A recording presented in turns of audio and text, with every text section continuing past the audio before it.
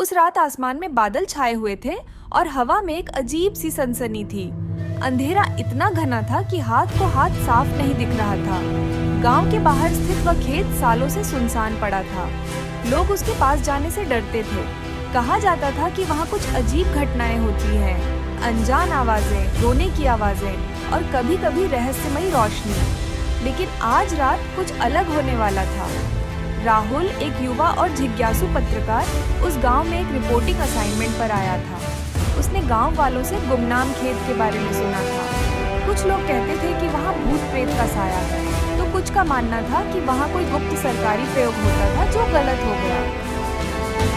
मैं उस खेत की सच्चाई जानूंगा, राहुल ने अपने नोटबुक में लिखा। उसने गांव के बुजुर्गों से बात की। एक बूढ़े व्यक्ति, जिन्हें सब बाबा कहते थे, ने उसे चेतावनी दी, बेटा वहाँ मत जाना, वो जगह शापित है, जो भी गया वो लौट कर नहीं आया। लेकिन राहुल का दिल जिज्ञासा से भरा था।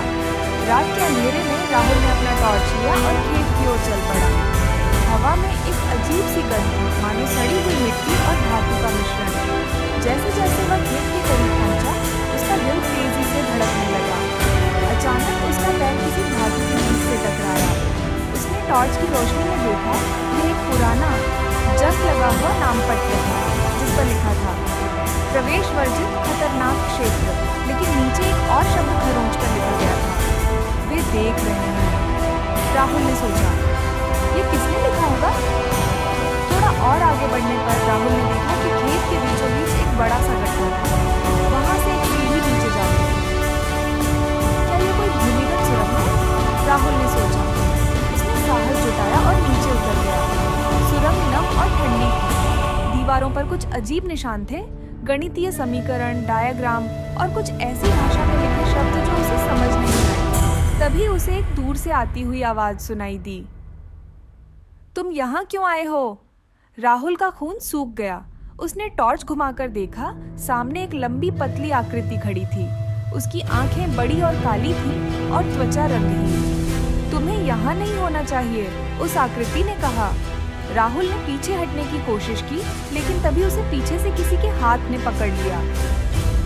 जब राहुल ने पलटकर देखा, तो वहाँ एक वैज्ञानिक खड़ा था, जिसने उसे बताया, यह जगह कोई शापित खेत नहीं है, ये एक गुप्त प्रयोगशाला है, जहाँ हम एक्स्ट्रा टेरेस्ट्रियल लाइफ फॉर्म पर रिसर्च कर रहे थे।